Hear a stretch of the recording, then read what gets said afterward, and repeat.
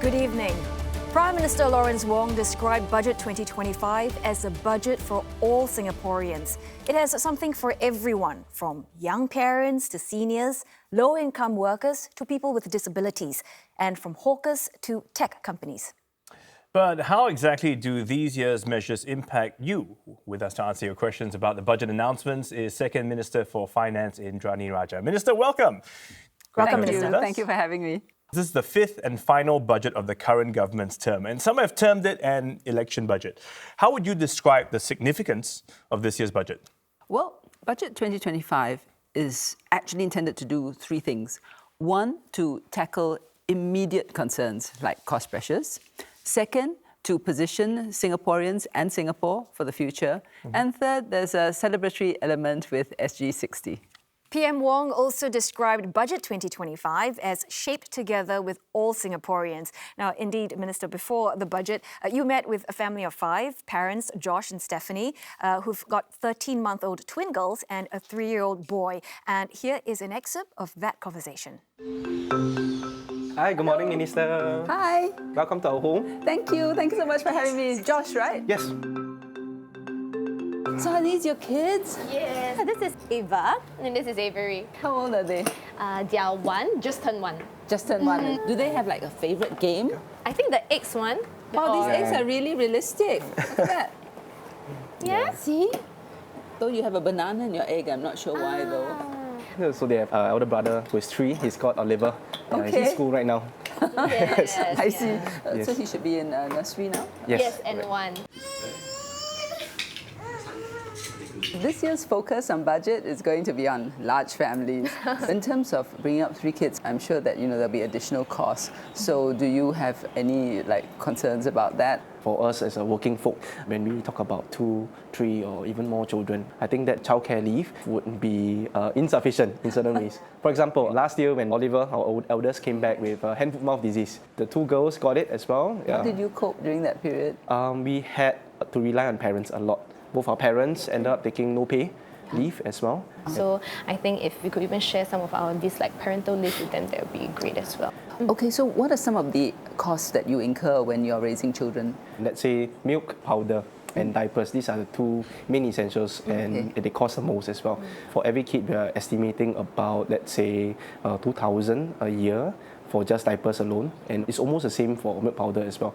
So if we have 3 kids, easy math for us is 6,000 per year. Oliver's in nursery. We love the curriculum in private childcare, but to think about 1,000 odd to almost 2,000, and then we have 3 kids, I think not sustainable. So we decided to put Oliver into a partner operated. What kind of enrichment do they have? Now very creative. We have young gymnasts and abacus and those coding.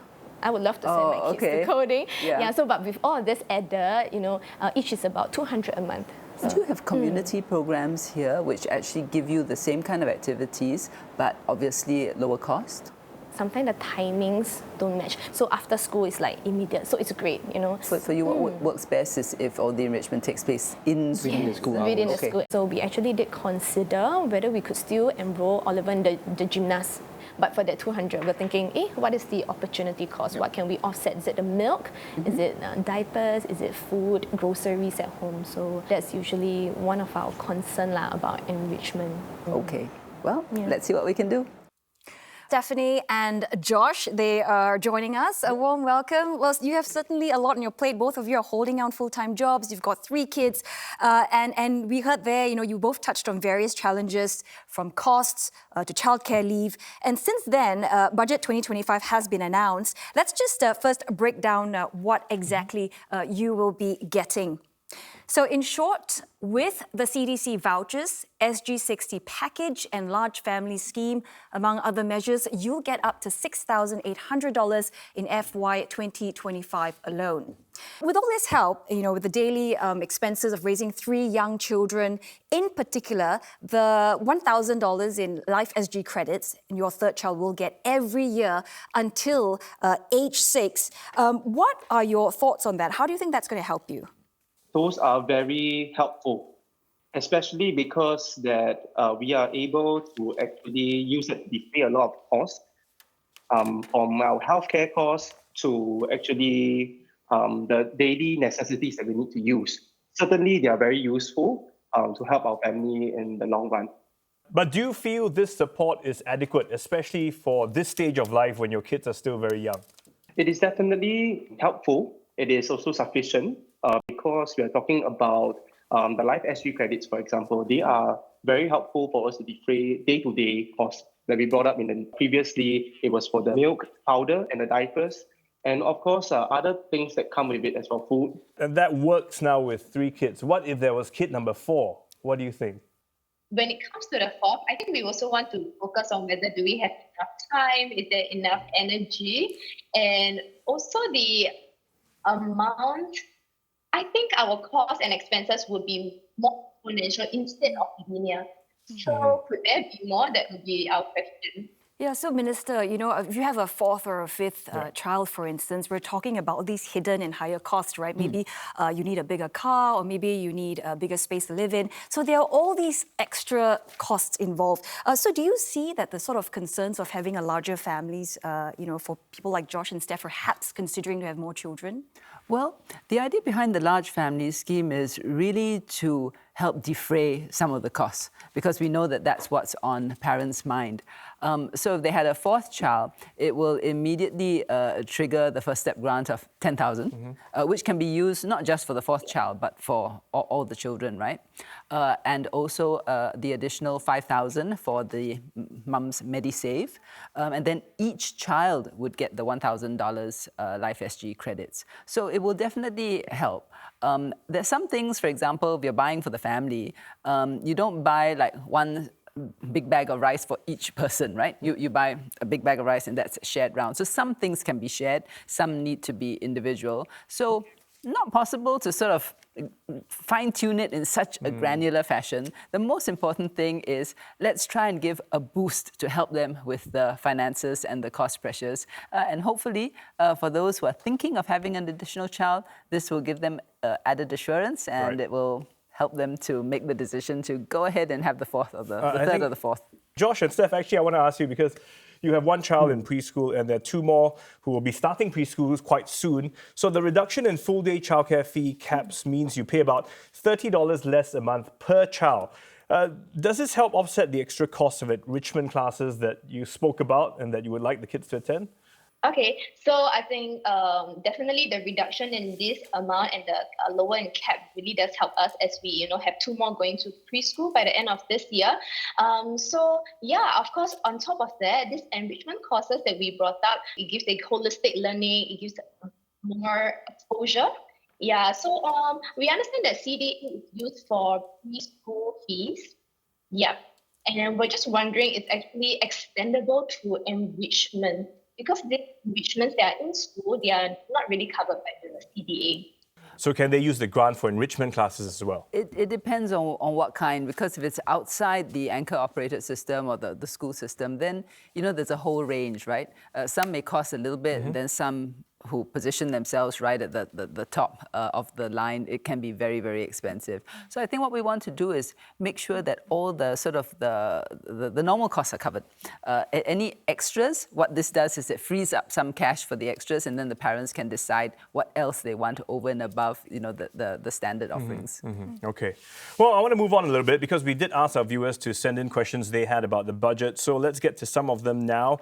I want to bring up this one from Kenneth. We'll put it on screen. He's 36. He says, "Thank you very much for the emphasis on family. But are there any plans to extend more substantial assistance to middle-income families who are under financial pressure, especially those with multiple children?"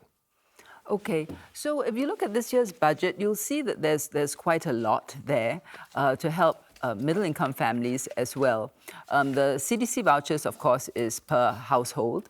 Then you have the SG60 vouchers. I'll come back to that in a moment. But the biggest thing that I think would help for middle-income families is the personal income tax rebate. Because that, again, puts more cash into your hands. And if you think about it, every age is covered. We have the Life SG credits for the children of the younger age. Then the ones who are in secondary school and post-secondary, they also have $500 each. That's in the EduSave account, as well as the post-secondary account. And then the SG60 vouchers are for those 21 and above. they get 600 and seniors get 800. So if you're a larger family, middle income, it's about adding all of this up. Then don't forget there will be the YouSave as well, and then there is the GST top-ups, which we give, or the GST offsets. So have a look at it and sort of add it all together. You can use the Support for You calculator to work out how much you can get. We have two questions from Elf and Joe, both asking essentially the same thing. So, Minister, beyond just giving out, vouchers and subsidies, what is the government doing at a more fundamental level to address the rising cost of living? Right. That's a really good question. And, the inflation really began post-COVID with logistics crunches, and then, of course, the Russia-Ukraine war. And you can see that in the past few years, we've done quite a bit to tighten up monetary policy, really to address the costs at which the goods are coming in. And the rate of inflation has come down. This is not to say that it's gone completely, but it is come down. It's more manageable than it was before. So that's one part of the strategy. But the other and more important part of the strategy is to make sure that Singaporeans have good jobs and good incomes. Because if your income growth outpaces the inflation and the cost growth, then obviously you'll be able to manage better, which is why a very large portion of the budget is directed at the economy, as well as equipping and upskilling Singaporeans. I think a number of Singaporeans feel that their wages is just not matching up with the cost of living, inflation, and all of that. Right. Well, I mean, if you look at the latest figures that are out, I mean, wages have grown. There has been income growth. What we really have to do is to try and make sure that Singaporeans have good jobs and good value-add jobs. So at one end of the scale, right, we've got the progressive wage model. I mean, you can't just say to an employer, please raise your wages just like that. You've got to make sure that there's some additional value add. So that's what the progressive wage model is intended to do for those at the lower income scale. Then in the middle portion, right, you want to grow opportunities. You also want to be able to upskill so that when they upskill, they have value add. Not sure if anyone noticed, but last year we had the working committee on accountants. And we looked at the accountants' starting salaries, the graduates when they came out. And we felt that it was important to increase their starting salaries. But again, you couldn't go to the accounting firms and just say, increase, because they'll say why, and then they'll have to pass this on to their clients who will also say why. So we worked with the IHLs such that when they were in the IHLs, they did internships. We worked on what kind of internships, what goes into the curriculum, and they can have credits for certain subjects that they've done, so that by the time they come out ready to start, they've got more knowledge, more skills under their belt, which justifies the increase in the salary. Can we have more childcare leave rather than monetary help, Minister? Yeah, so time is what people want.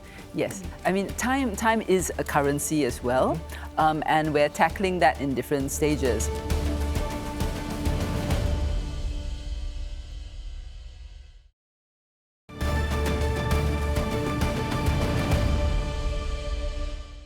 You talked about the SG60 package. A lot of people have been asking, but two of the most common questions that we've got is, why SG60 vouchers?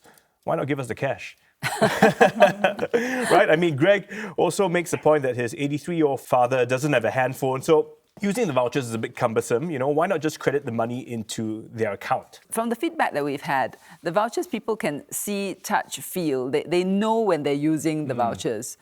Sometimes when you just credit the cash directly, some may not even know that it has gone in. So you want to be sure that people actually receive it, know they have it. And then you also want to work with especially local businesses and partners, channel some of the business to them. So, it's for those who come on board for the SG60 vouchers and accept them, it's business for them as well. Okay. And now the big one, the SG60 baby gift. So can you give us any details about it? Okay, I will be giving details in the Committee of Supply, but what I can say at this stage is simply this. When we were looking at what goes into the baby gift and we talked to parents, the constant feedback that came back to us was, please make sure that it is practical. Please make sure that we can use it. We don't want this sort of nice looking stuff that we can't do anything with. And then it must look pretty. So we said, okay, well, aesthetically must be pleasing, but must be useful, must be something the parents like and something that the kids like. So we've worked towards that. And we have included certain items where they can look at it and remember in years to come that this was the year in which they were born or their children were born. Very mysterious. We'll look forward to the big reveal. So what we do know from the budget is that under the large family scheme, any third or subsequent child born from February 18th will get $5,000 more in their child development account first step grant. Now, I'm going to bring you in again, Steph and Josh, about this. So this and the extra Life SG credits, right? Is that going to, sort of push you in a direction to have child number 4, or the fact that there's twinning in your families? Maybe you get 4 and 5 at the same time. Try for that. Yeah. This is a very good question. The cost, the boost that is coming from the government certainly is helpful. However, to us as well, the consideration from having more than 3 children going to 4th or 5th child, right, is actually going beyond that. For example, childcare leave currently is standing about 6 days a year for working parents. However, when there is an example of, let's say, getting or having influenza, for example, that runs through the whole family, it easily takes us off 2 weeks from work. Yeah, wow. Yeah, and they're actually not the only ones, Yep. with issues or questions about childcare leave. We can all feel for them. As a matter of fact, childcare leave was one of the most asked questions from our viewers. And we've got a parent of a 3-month-old saying that there seem to be many benefits for babies born in 2025. For other young parents, would the government consider more childcare leave days? And another one from KL Chan 12 asking, can we have more childcare leave rather than monetary help, Minister? Yeah, so time is Okay. what people want. Yes, I mean, time is a currency as well, and we're tackling that in different stages. So because it wasn't specifically mentioned in budget, I think people may have forgotten what happened at NDR last year, where PM announced that we're going to be having 10 weeks of government-paid shared parental leave for newborns. So, Josh, Steph, if you're having your 4th kid, don't forget you will get 10 weeks of shared parental leave. Well, 6 weeks if born in this year, 10 weeks if born next year. So you could time it just right because you still got the twins to look after, right? That's going to be really, really helpful to parents with newborns. And that was based on the feedback that we got talking to young couples because they felt at the early stage, the first 18 months is when they really need time with the kids. So the shared parental leave was intended to deal with that. Then we had the additional 2 weeks of paternity leave, government-paid paternity leave, which was made mandatory. That comes into effect this year as well. So all in all, when you add everything up with the government-paid maternity leave, etc., it's about 30 weeks, right? Yeah. This is for newborns. So I think the ones who are having questions right now are those who have children who are beyond the initial newborn stage, and especially when they're a year old, 2 years, etc. So we can look at that, wouldn't rule it out, but right now, the employers are kind of like gasping for breath because of the pace of the change. We've come up with first it was voluntary 2 weeks paternity leave. Then we said this voluntary paternity leave is going to become mandatory. And then we went out with the shared parental leave. So they're like, hang on. Who's going to do my work? They're like, just give us time to adjust. So in fact, we wanted to do 10 weeks of shared parental leave straight off the bat. And they said, please, can we have it in 2 tranches? Right. So we did that. So we can look at childcare leave going ahead, but we also have to balance that with the employer's needs. Yeah, Which is why flexible work arrangements is another tool in the box to work with. We have also other viewers like Madam Tan, who's going to compound the question for employers by asking, why can't we extend the extra paid shared leave to those whose child is born in 2025 rather than starting only in April? Well, again, because of the time or the lead time needed for the employers on the one hand, and also because you need some time for the government IT systems to be able to configure this. The reason is that the way the shared parental leave is designed is that, so this year is 6 weeks, right? By default, it's 3 weeks to mum, 3 weeks to dad. Right. But the parents can choose to make it, 2 weeks for mum and 4 weeks for dad in any configuration. They also don't have to take it in a block. They can spread it out, which means that they have to work this out with the employer because you need to have mutual agreement and consensus. I mean, if there's no consensus, then it automatically goes in a block.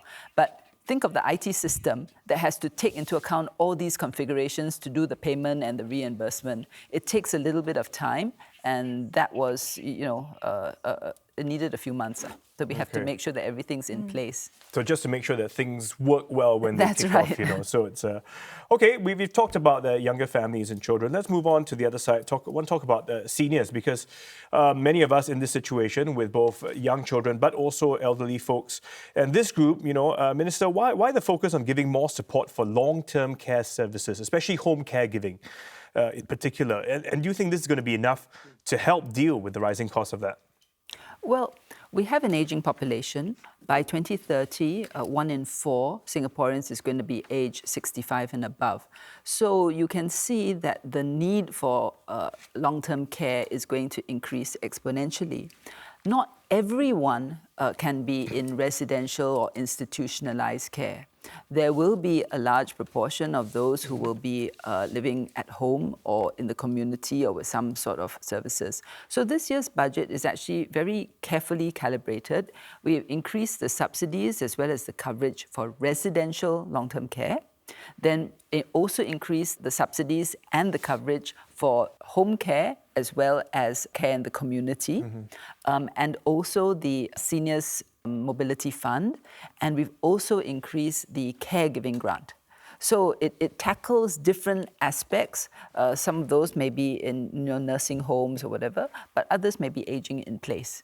So the budget is actually intended to tackle each of the different aspects. We've also extended the EASE program, which is originally started for the HDB units, to private properties. Because as those in private properties get older, having things like ramps, grab bars, non-slip, You don't want to feel left out as well. So, I want to thank you so very much for joining us on the show. And thanks for letting me visit. See you guys. We're going to take a short break now, and then we will be continuing our conversation with Minister Indranee on the topic of jobs and upgrading. For people like our age 40 and above, there's always a growing concern about job security.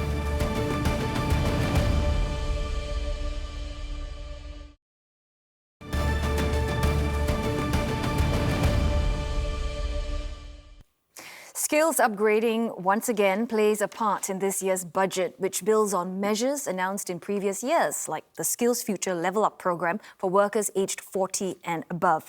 Now, Minister, from the workers' point of view, right, I mean, this year's measures seemed incremental compared to last year, although I'm sure mid-career workers, they're going for part-time training, they definitely welcome the monthly allowance. But this year's SkillsFuture announcements seemed more focused on incentivizing companies. What is the rationale for that, or how would you contextualize these measures? Okay, so you've got to see how every year's budget builds on the previous years. So last year, Prime Minister Lawrence Wong announced the SkillsFuture Level-Up program as a whole package. And it had the allowances for those who go for training. It provided for an additional diploma for those who've either had, one diploma already or an ITEC or a university degree. So you can actually go for another diploma. Then allowances for those who had lost jobs and were wanting to upskill and reskill. So that's the base. But a lot of that's going to be coming into effect in this year. So this year's budget for the individual builds on that. and it extends the training allowance to those who want to do it part-time rather than full-time. Because there are a number of people who are working, they still have their job, but they also want to upskill. So that's one component. But on the other side of it, because some of the training, yes, you can go to the polytechnics and the IHLs, but actually some of the best training takes place on the job with the companies on the work site. So you will see that this year's budget also basically promotes or encourages companies to run the training programs, to become company training centers, to give them incentives to do job redesign, and basically to carry out training as an organization. So in a way, it's a bit more flexible and more all-encompassing, knowing that because you learn best when you're actually on the job doing it, doing by learning. Yes, but there's an added advantage because there are some companies, when they train, they're also looking to recruit. Yeah. So you don't necessarily train only just for the sake of training. Okay. You're training for your own pipeline as well. Right, with an eye out if the guy That's does well, right. you keep him on. But actually, that's great. And we understand that you met up with one man who has benefited from this support. In Yes. fact, he's got a great story to tell. I was so impressed when I heard it. Muhammad Sharil left school with just his O-levels. He's hustled selling groceries, reskilled for a career in people development. And today at 46, he heads global learning and development for a logistics company. So you had a chance to speak with him, and we've got a clip about that. Let's take a look. It's an amazing story. I came from a very humble family, so my mindset was just to get to somewhere better. When you set up your shop, you were roughly how old? 21. Oh, that's really young. But business didn't go well. I need to close down all my shop. I started my journey in 2014. The first program is called ACTA, Advanced Certificate in Training and Development, offered by the government. And that actually opened doors for me to take a leadership and people's management diploma under the SSG. Ah, okay. All right, and that's funding up to 90%, and I just paid 10% for it. Equipped with the diploma, I managed to get an advanced diploma in training and development. So it's And like then- stepping stones, It one is, after another. yeah. And with those three that I had, I was offered a uni program followed by MBA. Wow.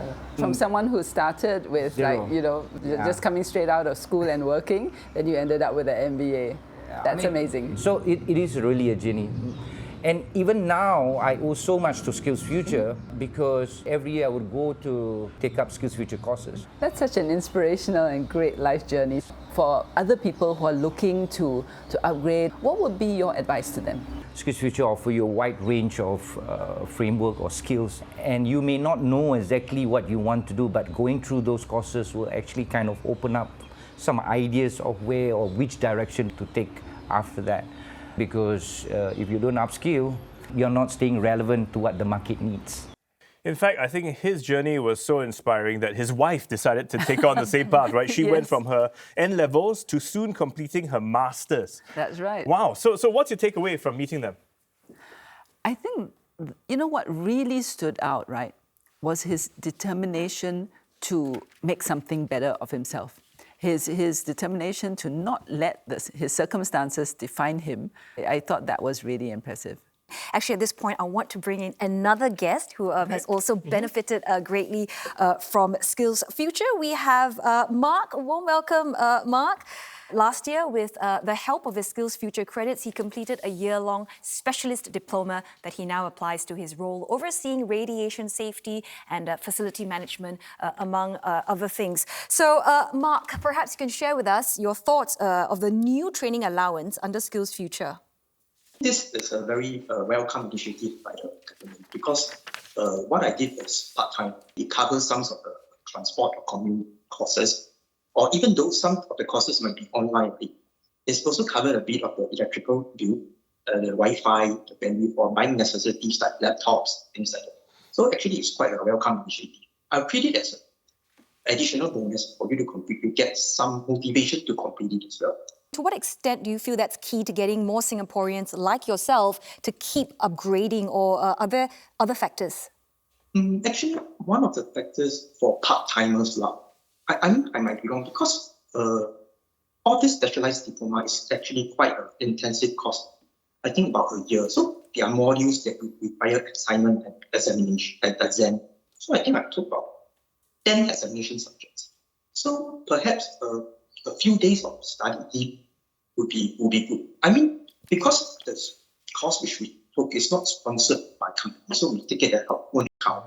So I think government would be good if they can work on this aspect to encourage more people to go take out the skills, because it's really require a lot of time and effort. So you might really need some fees for that as well, to do your assignment, to handle your examination, etc. Yeah. I can only imagine going back to school as an adult is hard enough, working and studying, and then now you're finding that you have to use your own leave to take exams and things like that. So study leave is saying something that is key for them. What do you think, Minister? Well, I mean, we're open to all ideas. So just as this year's budget is the result of input that Singaporeans gave us from the Forward SG exercise and other exercises, this is one of the ideas that we can take back to MOM and ask them to have a look at it and see whether it's something that's feasible. Okay, we'll put it on Ask the Manpower Minister, Yes. the other show. Okay, let's move on. We've got a question from a viewer who asks, why are folks in their 30s not included in high government subsidies for their upskilling journey? So they're referring to the extra SkillsFuture support being given to those in their 40s and above. Why is it that, those below 40 don't get as much? The reason is this. It's to be expected that when you first come out of school, your skills should be relevant and up to date, because the schools are supposed to be teaching you the very latest, right? And as you go into your workplace, that's still very much of a learning journey. But as time goes on, what happens is, and I'm sure that all of you have experienced this, you get comfortable in your job, you get used to the skills, you know what it's like. And then after a while, the learning curve slows a bit. And then whilst the learning curve is slowing, technology, innovation, and other things are happening all around you. And before you know it, because you've been so focused on your work, you look up one day and you suddenly realize that, hey, a lot of things have changed. And that's usually at around the age 40 period, because you've been working for some time. So that age group is the age group we want to make sure does not lose out. Because if you're 20, your skills should be relevant and up to date. No doubt that we have this wide range of courses under SkillsFuture. The question for some people, though, is do these actually match the fast evolving needs of the global job market? And so for instance, say I'm a worker, right? And I'm training for a certain role today. Do I know for sure that there is a continuing career path in this for me, that say in 5 years' time, I'm not going to be asked to reskill again for a very different role in a completely different sector? And Mark, actually, I want to bring you in and ask you if you agree with this concern. Yes, I do agree. Actually, for people like our age 40 years and above, there's always a growing concern about job security. For the SkillsFuture-wise, on our part, you can attend the SkillsFuture courses and train relevant skills or to stay relevant. But in any cases that there's a career mismatch, then we have to undergo career transition. So I believe those skills that we had will be lost. So another thing is that perhaps there's something can be done to ensure that the job market is robust, so that our skill will always stay relevant. Yeah, so Minister, I mean, there is some genuine fear among, mid-career workers who feel that there is perhaps maybe a jobs mismatch, with the kind of SkillsFuture that they enroll in. So in other words, is there anything that the government can do to sort of align with the needs here? Well, I definitely empathize with how they feel, because it can be very disconcerting when you see your job or your industry changing, right? And then you feel, do my employers still want me? Am I still relevant? The thing is this, the market determines whether a job stays or not. Because if the market says that, this type of job is useful, then there will be a demand for it. But there could be some types of jobs where the way you do the job just changes completely. When I started out as a lawyer, we all were still writing things with pen and pencil, right? Can you imagine a lawyer today who doesn't know how to use an iPad or doesn't know how to use a digital device? You just have to change the way you work. So what the government is doing is firstly trying to make sure that we have more job opportunities, and you do that by making sure that we have a dynamic economy. But what we cannot guarantee is that the exact job that you're doing now will stay the same for years to come. Because we do know that the nature of jobs will change, and the way you do the same job will also change. So that is why we want to inoculate people Right. by helping them to have the chance to upskill or reskill or transition to completely new industries if need be. But at the same time, some of them may say, I don't know where to go. There's so much to choose from. Can the government help point them in the right direction if they know industry trends point towards there being a greater need in this area for this type of role, perhaps? Then encourage more of them to learn in that area. Yeah, that is a really good point, and I think more career guidance is something that we're looking at as well. And it can take place in various ways and forms. Obviously, for those who are studying or doing things at the IHLs have very strong career guidance, but Workforce Singapore, WSG, also has got career guidance services, and NTUC. Good to speak to NTUC as well. And actually, most people will find the answers that they need when you start to ask. Because all the answers may not be in one place or with one person. But once you start asking, it sets you off on a journey, because somebody will say, I don't know, but maybe you check with somebody, or why don't you try this one? So it's very important to set off on that journey of asking and looking, and you'll find your answers. So in a way, we need to start that journey on our own by asking questions and wanting to know. I think we're more advanced in the traditional sectors, not so much for AI yet, but I think akan datang.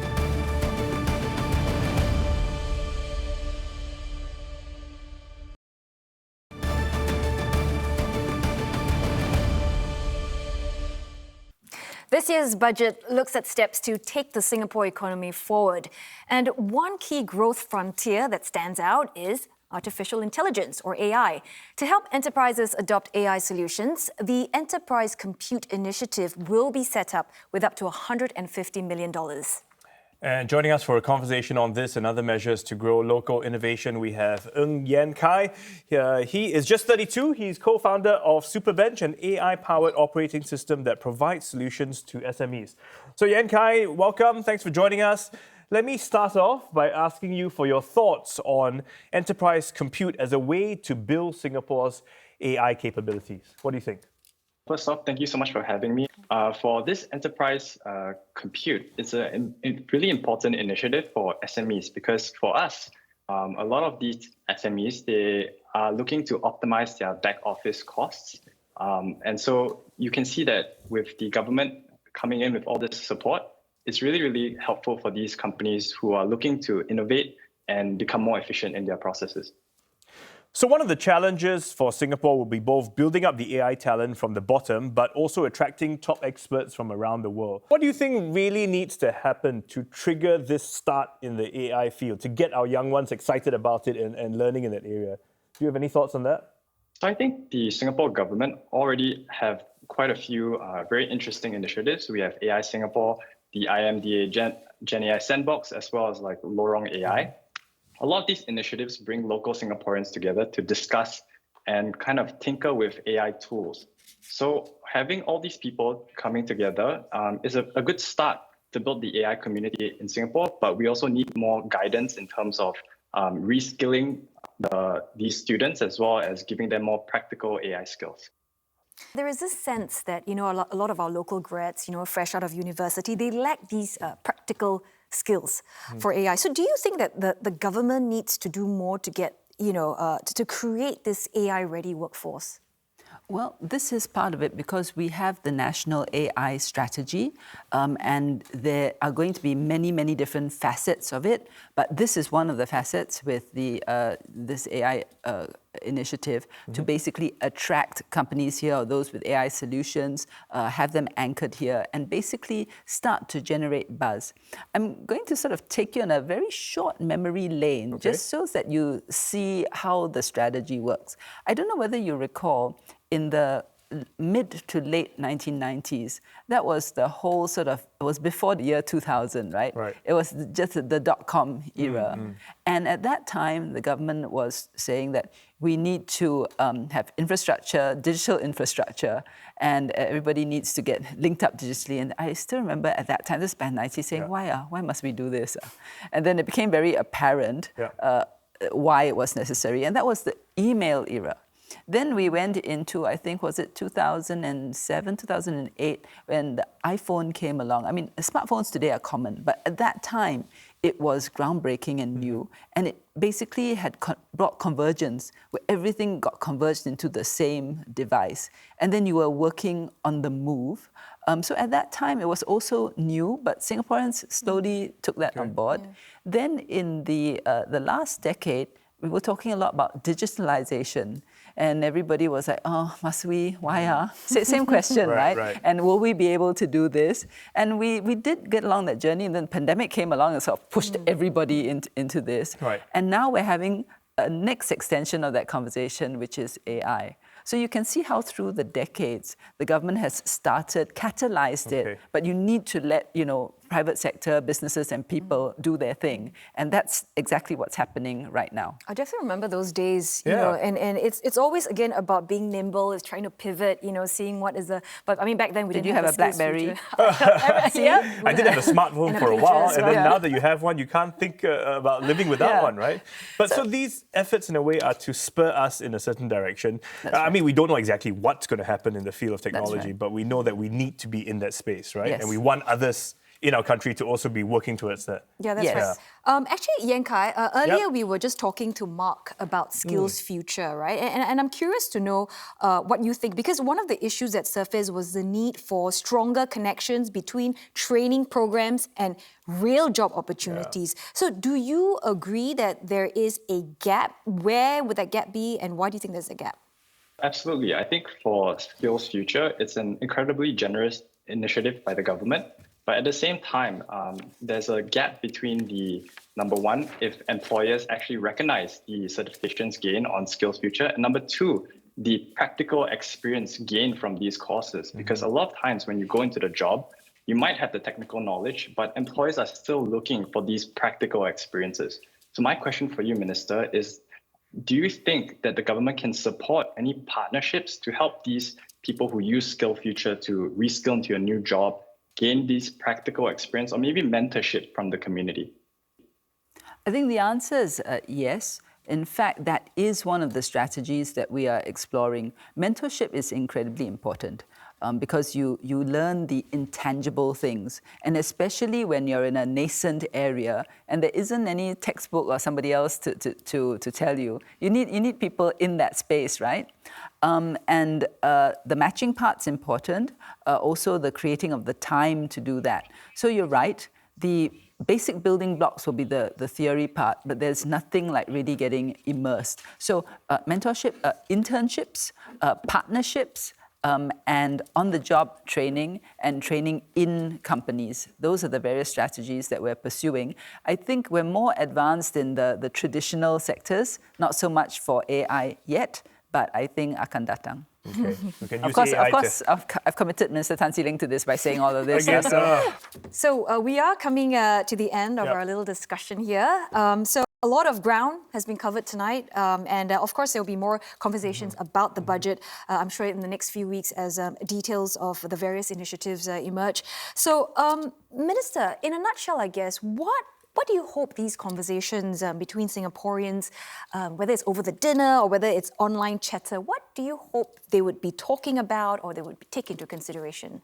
Well, I hope that they feel assured, hopeful, and inspired. Assured because there's help for cost pressures and for work, for reskilling. Hopeful because they can see the opportunities that are going to come out of the money that we're going to pump into the economy and create growth opportunities. And inspired because we want to write the next chapter of the Singapore story together. Yeah, and to feel that we can all do it together. Yeah, that so I think there'll be the most common coffee shop talk will be, hey, so have you spent your CDC voucher? What do you use it for? What did you buy, Lots to go around, this year. That's right. And make sure no one is left behind. That's right. All right, Minister, thank you so much for coming and joining us today. This has been Ask the Finance Minister. If you have feedback on this year's budget measures, you can also reach out to reach.gov.sg or at the various Reach social media platforms. On that note, this has been Ask the Finance Minister, and thanks for watching. It's Telly Edwards and Stephen Chow with you. See you soon. Bye for now.